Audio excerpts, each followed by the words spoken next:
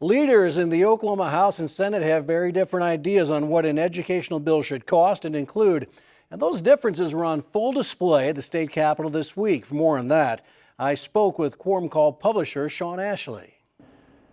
Well, Shawn, House Leader Charles McCall told the Senate publicly, don't mess with our education bill. But of course, the Senate completely ignored that advice. So what did the Senate do and where do we stand going forward?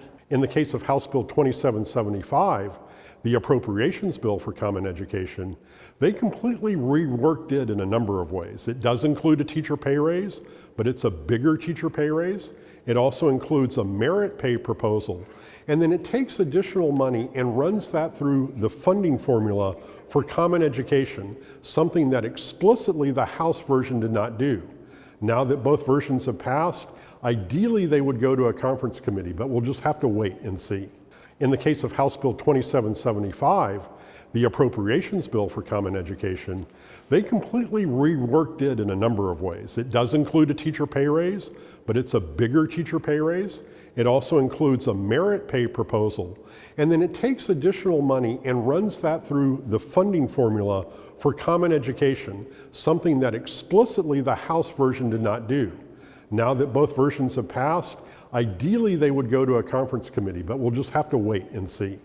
You know, Governor Stitt held an education rally at the state capitol on Thursday. How involved will he get in this negotiation, if at all? Well, he'll probably play a fairly significant role in that process.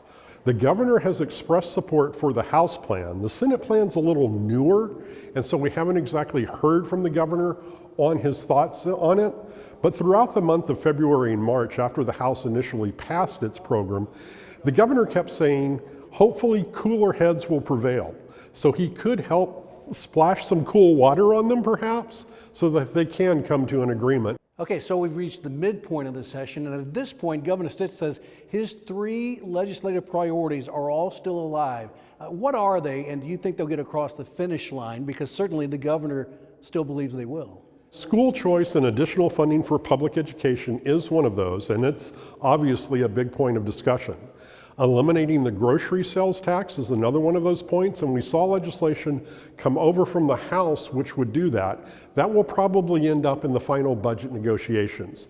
And then of course there's an interest not only by the governor, but also by members of the legislature related to workforce development in the state.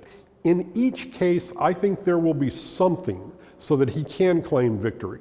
Shawn, tell us more about this Senate committee that will study why or why not companies are choosing to relocate or expand in Oklahoma.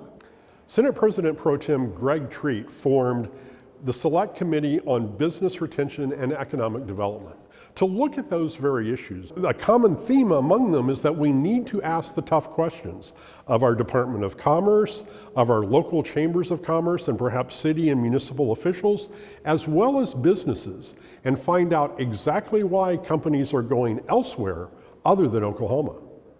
A final question for you. Representative Dean Davis was delivered a bipartisan censure this week for behavior unbecoming a legislator.